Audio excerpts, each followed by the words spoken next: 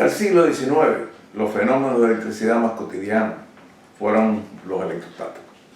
Esa carga que generada por fricción producía inesperados corrientazos al contacto con las personas.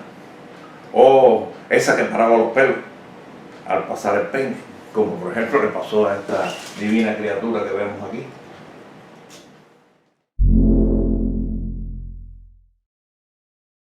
Pero desde que Thomas Edison introdujo la electrificación a comienzos del siglo XX, la cotidianidad está casi por completo asociada con los circuitos eléctricos. Tanto así que los problemas del campo electrostático parecen relacionarse con una ciencia distinta a la que tiene que ver con la electricidad circuital, aunque todo esto realmente es lo mismo. Basta dominar el uso de 3 leyes para resolver cualquier problema relacionado con los circuitos eléctricos de corriente directa. Aunque más preciso sería decir continua o constante. Bueno, las leyes de los circuitos eléctricos son las siguientes. Ley de las corrientes de Kirchhoff, ley de los voltajes de Kirchhoff y la ley de Ohm. Empecemos por la primera.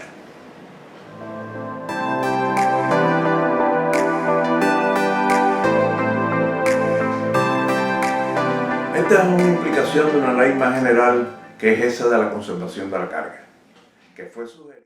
Esta ley fue sugerida, entre otros, por Benjamin Franklin, tan temprano como en 1747. Claro que no fue establecida como ley experimental hasta el gran Michael Faraday en 1843, y se enuncia así: la carga ni se crea ni se destruye, solo cambia de posición. Eso que parecía crearse cuando la piel de conejo friccionaba el ámbar, no era tal, sino que esa piel de conejo dejaba algo de su carga negativa en la superficie del ámbar. Es asombroso haber podido sugerir esa ley, no contando con mucho más que piel de conejo y ámbar. Hoy sabemos que la carga está en la naturaleza de las partículas elementales de la que la materia está constituida, como electrones y protones. Por eso nos resulta mucho más fácil concebir esa conservación, puesto que se reduce a un conteo de partículas. Algunas de esas partículas elementales que constituyen la materia son portadoras de carga. Y en los conductores, estos portadores, por distintos mecanismos, están en libertad de moverse. Ejemplos de conductores son los metales, que aquí se ve, que sencillamente intercambian los electrones de valencia de un átomo a otro y pueden fluir con un campo eléctrico aplicado. En los electrolitos, los iones disociados de una solución también se pueden mover dentro del líquido, y asimismo los gases ionizados se pueden mover a merced de los campos eléctricos. Como se ve, hay sólidos, líquidos y gaseosos para escoger. Claro, que aun cuando podamos concebir la carga como un conjunto de partículas, hay muchos casos en que el mencionado conteo no se conserva. Cuando en un conductor existen ambos tipos de portadores de carga, es común que estos se aniquilen, como en el caso de esta animación, o se generen. Por ejemplo, los átomos disociados en iones y electrones, tanto en gases como en electrolitos, se recombinan y generan constantemente. No obstante, siempre lo hacen en pares, de manera que la carga total siempre se conserva. En los conductores a temperatura ambiente, sus portadores siempre están en movimiento, aún sin existir campo eléctrico. Pero este es caótico y en promedio no hay ningún movimiento neto de carga a través de ninguna sección del conductor.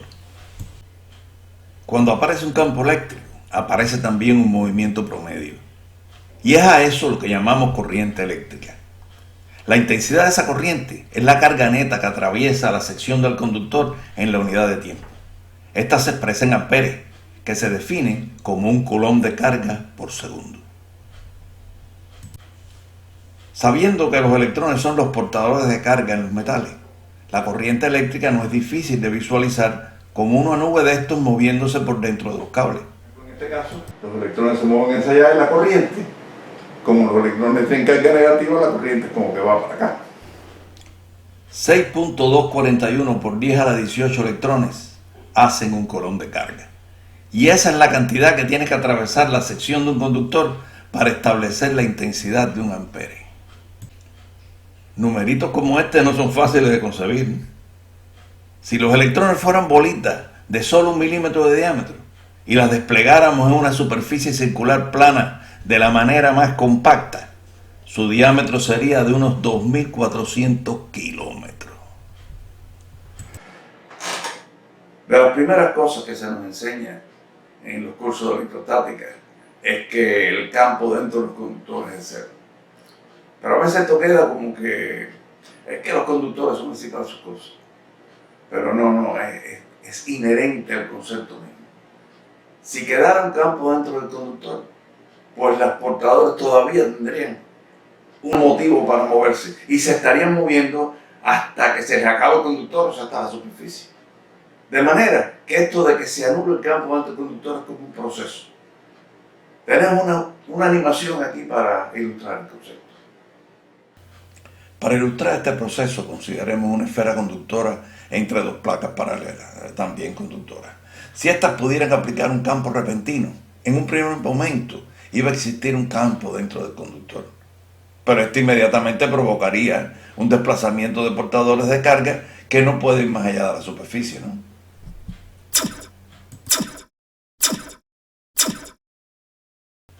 Es ese campo que produce esa carga desplazada el que va anulando el campo dentro del conductor. Y ese proceso no se va a detener hasta que sea cero y no quede ninguna fuerza obrando sobre ningún portador de carga. Aquí, en aras de la sencillez, ha habido un par de engañifas que no estaría bien dejar pasar. Una es que para esquematizar el movimiento de los portadores, los hemos puesto a moverse desde las profundidades de la esfera. En realidad estos desplazamientos solo se producen a distancias atómicas de la superficie. Un dato curioso: si los electrones libres en una superficie de cobre se desplazaran tan solo un diámetro atómico hacia adentro del metal, la intensidad de campo en su superficie alcanzaría los 350.000 volts por centímetro. Para tener una idea de cuánto es esto, el aire se ioniza a 30.000. La otra es que si bien este proceso no es tan lento como hemos tenido que hacerlo para poderlo explicar, tampoco es inmediato.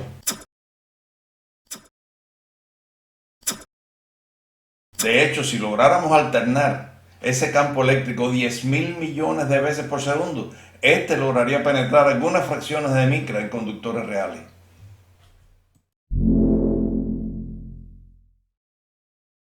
Veamos qué pasaría si la corriente que entra a ese pedazo de alambre fuera mayor que la que sale. Pues empezaría a acumular carga positiva en la vecindad de ese punto de entrada. Esa carga repele a la que va entrando, haciendo que disminuya la corriente de entrada. A medida que esa carga en exceso se redistribuye y avanza por el alambre, se empieza a incrementar la corriente de salida y esto empieza a evacuar la carga en exceso. El reacomodo de esta no termina hasta que la corriente de entrada se haga exactamente igual a la corriente de salida. Una vez establecida la corriente, si uno cambia la forma del alambre, lo único que sucede es que la carga superficial se reacomoda con tal de que la corriente que entra a cualquier sección del conductor sea la misma que la que sale. De manera que uno cambia la forma y lo único que cambia es la distribución superficial de carga, que lo que afecta es el campo fuera del alambre, donde no hay conducción y por lo tanto es totalmente inconsecuente.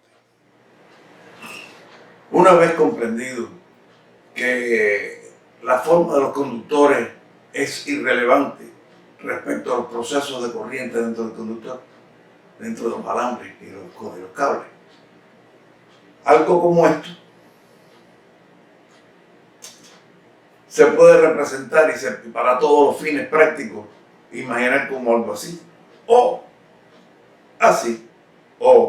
así, da igual. ¿No han oído eso de que la electricidad viaja por los cables a la velocidad de la luz? ¿Cómo es? Apenas tenía 17 años cuando por primera vez oí aquello en una clase. Lo primero que se me ocurrió imaginar fue electrones moviéndose a la velocidad de la luz por dentro de los cables. No vine a entender la cosa, hasta que unos meses después me tocó viajar en un tren. Era un tren bien largo, y el vagón que me había tocado estaba como por el medio. Sentí un clan lejano, seguido de otros cada vez más cercanos, hasta que sentí el alón. Después seguí oyendo clan, clan, clan, clan, clan, que se alejaba hasta que dejó de oírse, y mi vagón comenzaba a moverse muy lentamente. Del primer clan al último transcurría más o menos un segundo, y así el movimiento se propagó de la locomotora al primer vagón, al segundo, y así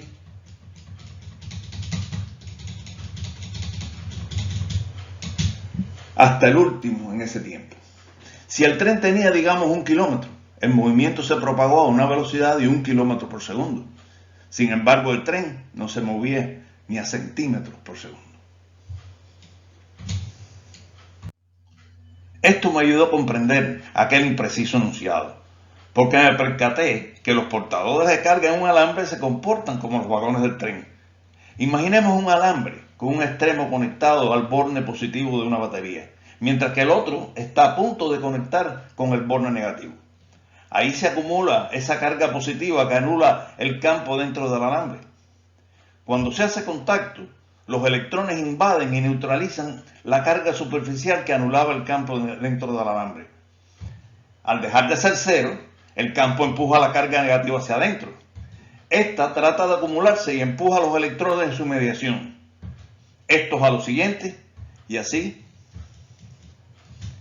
Al igual que los vagones del tren, se establece el movimiento de carga en el alambre a la mayor velocidad permitida en la naturaleza, que es una cercana a la de la luz. Sin embargo, los portadores de carga, al igual que los vagones del tren, apenas se mueven. Vamos a hacer un ejercicio que va a ilustrar esto perfectamente. Calcula la velocidad promedio de los portadores en un alambre de cobre de 1.6 milímetros de diámetro por el que circula una corriente de 1 ampere, sabiendo que cada átomo de cobre aporta un electrón a la nube. En química elemental aprendimos aquello de los moles y el número de Avogadro. Pero ¿quién se acuerda de aquello, verdad?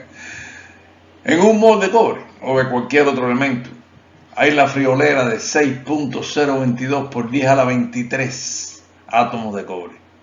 Y que estos pesan lo que su peso atómico expresado en gramos, o sea, 63.546 gramos. ¿Y qué volumen tiene ese mol de cobre? Bueno, para eso hace falta la densidad. Y esto hay que ir arriba a Google y averiguar cuánto es eso. Son 8.96 gramos por centímetro. El volumen de un mol es igual al peso atómico entre esa densidad y...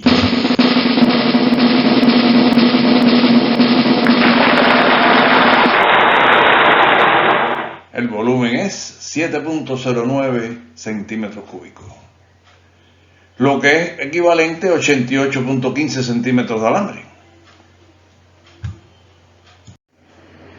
Aplicando ese recurso de elevada matemática llamado la regla de 3, podemos averiguar qué volumen de cobre contiene un coulomb de electrones.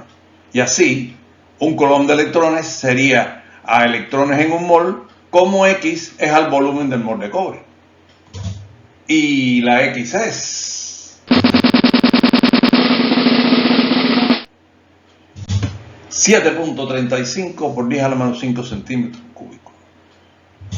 A escala, se vería así. Si la escala fuera real, no se vería ni el pedacito de cobre ese. Calculemos ahora el largo del cable, que tiene un volumen de 7.35 por 10 a la menos 5 centímetros cúbicos. El volumen de un cilindro, como por supuesto todo el mundo se acordará, es pi por el radio cuadrado por la longitud del cilindro.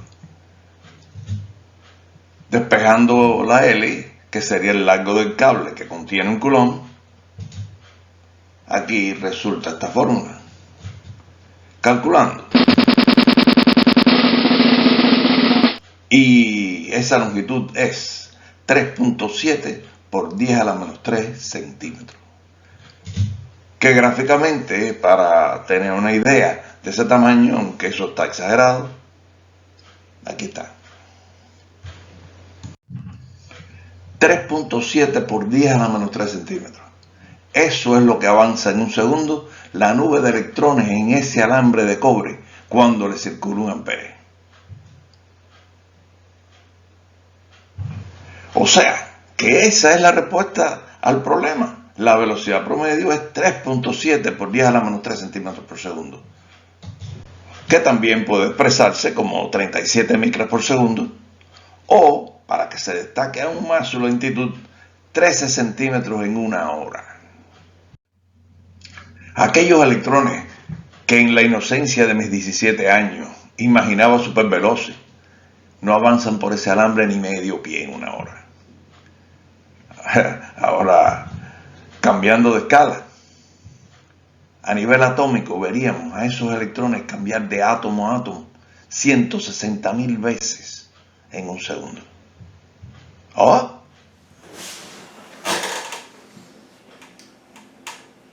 Recapitulemos sobre lo expuesto.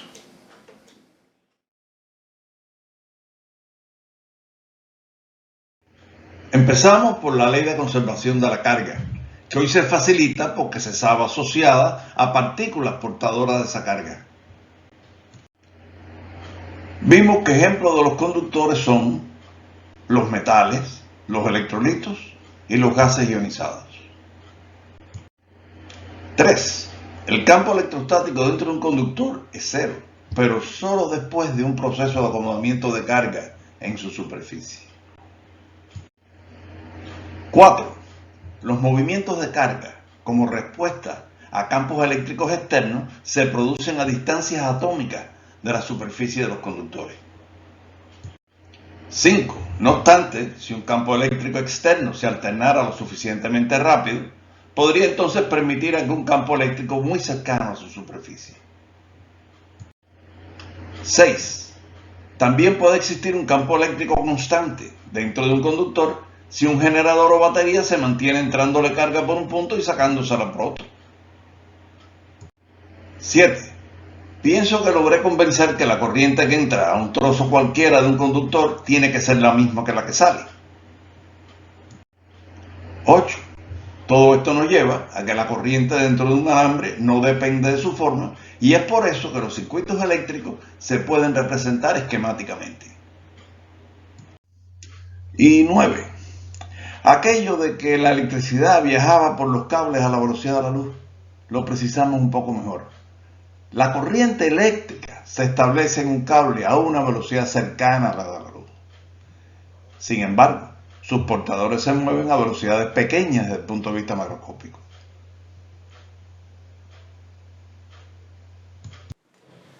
Bueno, cuando ya parecía que no venía, aquí está la ley de Kirchhoff de las corrientes. Una vez comprendido lo que se ha explicado aquí sobre la naturaleza de la corriente eléctrica, la ley de Kirchhoff de las corrientes va a parecer una trivialidad. Ley de Kirchhoff de las corrientes. Se puede explicar así.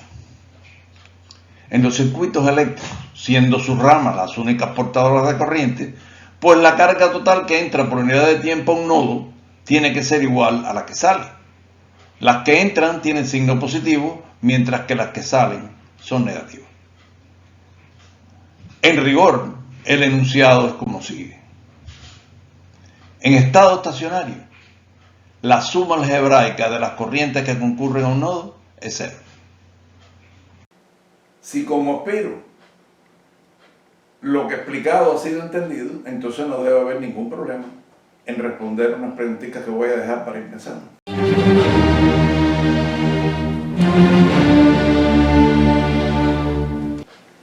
La primera. Los iones de un electrolito son mucho más lentos que los electrones de un metal. ¿Se establece ahí la corriente más lentamente en la misma proporción?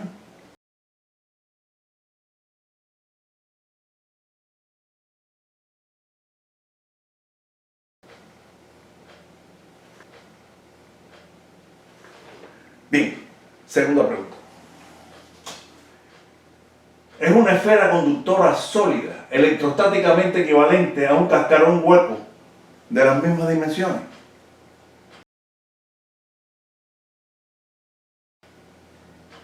Y una tercera pregunta.